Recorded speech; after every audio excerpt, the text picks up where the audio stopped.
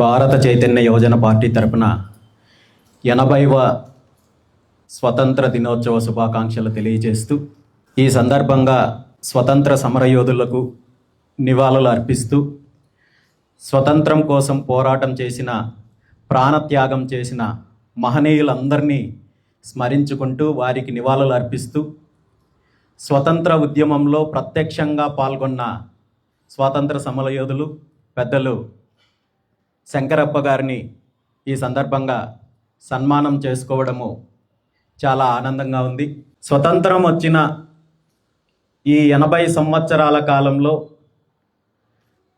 మన దేశం సాధించిన ప్రగతి, అభివృద్ధి, సమానత్వము, స్వేచ్ఛ గురించి మాట్లాడాల్సి వస్తే ముఖ్యంగా తెలుగు రాష్ట్రాల్లో స్వతంత్రం వచ్చిన గత 80 సంవత్సరాల కాలంలో ఏం జరిగింది, నిజంగా స్వతంత్ర ఫలాలు అన్ని వర్గాలకు అందాయా, ఏ లక్ష్యంతో అయితే ఏ ఆశయంతో అయితే వేల మంది ప్రాణత్యాగం చేసి పోరాటం చేసి మన దేశాన్ని సుమారు 200 సంవత్సరాల కాలం పాటు అక్రమంగా పాలించి మన వనరులను దోపిడీ చేసి మన పైన అధికారం చెలాయించి పెత్తనం చెలాయించి నియంతృత్వ పాలన కొనసాగించిన బ్రిటిష్ వాళ్ళను తరిమి కొట్టి 1947 ఆగస్టు 15న స్వతంత్రం అందించారు.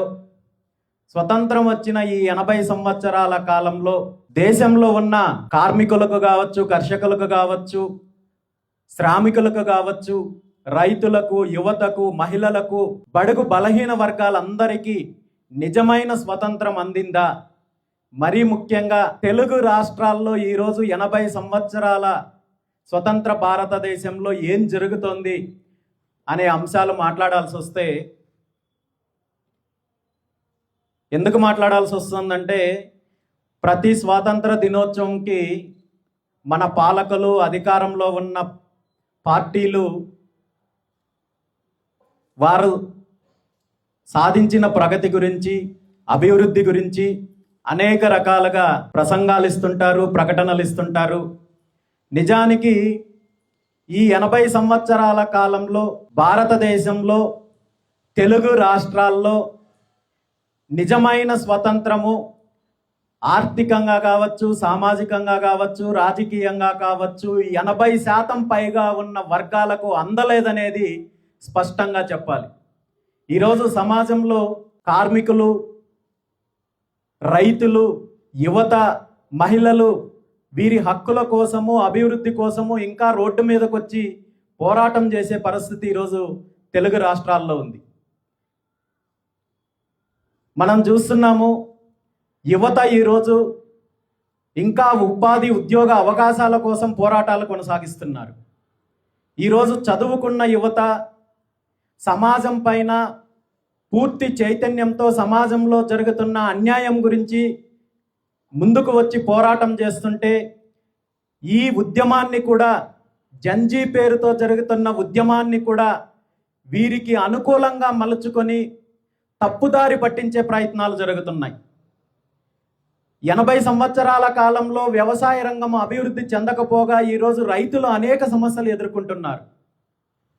అదేవిధంగా కార్మికులు పారిశ్రామికంగా అన్ని రకాలుగా ఇబ్బందులు ఎదుర్కొంటున్నారు. ఈరోజు సమాజంలో మహిళల యొక్క అభివృద్ధి గురించి, స్త్రీ సాధికారత గురించి మాట్లాడే పాలకులు కనీసము మహిళలకు రక్షణ కల్పించలేని స్థితిలో ఉన్నారు. ఈ మధ్య కాలంలో ఆంధ్రప్రదేశ్ రాష్ట్రంలో జరిగిన సంఘటనలు మనం చూసాం. గత కొన్ని రోజుల క్రితం రాజమండ్రిలో జరిగిన సంఘటన కావచ్చు, అదేవిధంగా చిలకలూరిపేటలో జరిగిన సంఘటన కావచ్చు, పట్టపగలు నిర్దాక్షిణంగా మహిళల పైన దాడులు చేస్తుంటే, హత్యలు చేస్తుంటే, బహిరంగంగా నేరాలు చేస్తుంటే, బహిరంగంగా మహిళల పైన దాడులు చేస్తుంటే మరి ఈ నేరస్తుల పైన చర్యలు తీసుకోలేని స్థితిలో మన ప్రభుత్వాలు ఉన్నాయి అంటే మహిళలకు నిజంగా స్వతంత్రం ఎక్కడికి వచ్చిందో అని మనం ఆలోచించాల్సిన అవసరం ఉంది. బహిరంగంగా నేరాలు చేసే నేరస్తులను బహిరంగంగా ఉరి తీసే వ్యవస్థ మన దగ్గర లేనప్పుడు ఈ సమాజంలో మహిళలకు రక్షణ ఎలా కల్పిస్తారు? మహిళా సాధికారత గురించి మాట్లాడే నైతిక హక్కు పాలకులకు ఎక్కడ ఉందో అనేది మనం ఆలోచించాల్సిన అవసరం ఉంది. అదేవిధంగా ఈరోజు ముఖ్యంగా బలహీన వర్గాల గురించి ఈ రాష్ట్రంలో తెలుగు రాష్ట్రాల్లో ఉన్న 100కి 50% పైగా ఉన్న బీసీల యొక్క హక్కుల గురించి, స్వతంత్రం గురించి మాట్లాడాల్సి వస్తే, స్వతంత్రం వచ్చిన ఈ 80 సంవత్సరాల కాలంలో రాజకీయంగా కానీ, ఆర్థికంగా కావచ్చు, సామాజికంగా కావచ్చు, విద్యాపరంగా కావచ్చు, ఉద్యోగాల పరంగా కావచ్చు, పూర్తిగా ఇప్పటికీ అన్ని రకాలుగా అన్ని రంగాలలో వెనకబడి ఉండడంతో పాటు అన్ని రకాలుగా దోపిడీకి గురయ్యే పరిస్థితి ఈరోజు బలహీన వర్గాలకు ఉంది. వృద్ధులు దోపిడీకి గురయ్యారు, వీరి అధికారాన్ని దోపిడీ చేశారు, హక్కులను దోపిడీ చేశారు. మరీ ముఖ్యంగా అన్ని రకాలుగా అణిచివేసే ప్రయత్నం జరుగుతోంది.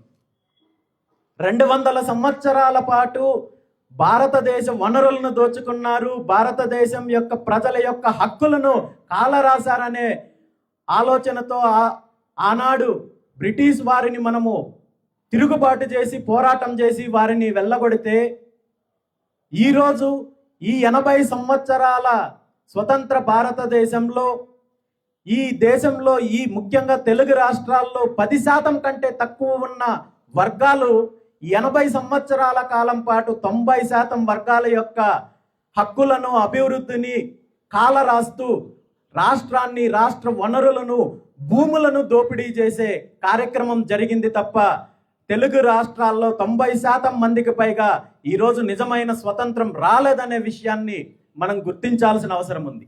ఈ రాష్ట్రంలో 10% కంటే తక్కువ ఉన్న వర్గాలు 80 సంవత్సరాల కాలం పాటు 2 తెలుగు రాష్ట్రాలని పాలించి ఈ రాష్ట్రాలను దోపిడీ చేస్తే, ఈ సమాజంలో మన రాష్ట్రాలలో తెలుగు రాష్ట్రాల్లో ఉన్న 10% సుమారు అంటే బలహీన వర్గాలకు సంబంధించి 120 కులాల పైగా ఇప్పటి వరకు చట్టసభల్లో అడుగు పెట్టలేని పరిస్థితి ఉందంటే ఈ 80 సంవత్సరాల స్వతంత్ర భారతదేశంలో మనం సాధించిన ప్రగతి ఎలాంటిదో మనం ఆలోచించుకోవాల్సిన అవసరం ఉంది. అగ్రవర్ణాల ముసుగులో కొన్ని ఉగ్ర కుటుంబాలు 80 సంవత్సరాల కాలంగా తెలుగు రాష్ట్రాలను దోపిడీ చేస్తూ తెలుగు రాష్ట్రాల్లో ఉన్న వనరులను, భూములను, ఖనిజాలను పూర్తిగా యథేచ్ఛగా దోపిడీ చేస్తూ అన్ని వర్గాలకు అన్యాయం జరుగుతుంటే దీనికి ఎక్కడో ఒక చోట ముగింపు పలకాలి, తిరుగుబాటు మొదలవ్వాలి.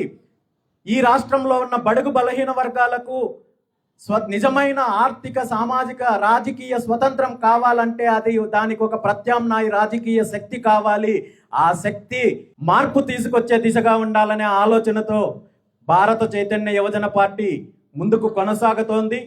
ఇప్పటి వరకు తెలుగు రాష్ట్రాల్లో అన్యాయానికి, అణచివేతకు గురవుతున్న వర్గాలకు పూర్తి స్థాయిలో రాజకీయంగా, ఆర్థికంగా, సామాజికంగా, విద్యాపరంగా అన్ని రకాలుగా స్వతంత్రము, అభివృద్ధి సాధించేంత వరకు, అదేవిధంగా రైతులకు న్యాయం జరిగేంత వరకు, యువతకు అభివృద్ధి, యువతకు ఉద్యోగ ఉపాధి అవకాశాలు కల్పించేంత వరకు బీసీవై పార్టీ పోరాటం చేస్తుంది. ముఖ్యంగా ఈ 2 తెలుగు రాష్ట్రాల్లో ఉన్న దోపిడీ శక్తుల పరిపాలన నుండి 2 తెలుగు రాష్ట్రాలకు విముక్తి కలిగించేంత వరకు ఈ పోరాటం కొనసాగుతుంది. అదే బీసీవై పార్టీ లక్ష్యము, అదే బీసీవై పార్టీ ఆశయం అని చెప్పి ఈ సందర్భంగా తెలియజేస్తూ మరొకసారి అందరికీ స్వతంత్ర దినోత్సవ శుభాకాంక్షలు తెలియజేస్తూ జై హింద్, భారత్ మాతా కీ, భారత్ మాతా కీ, భారత్ మాతా కీ.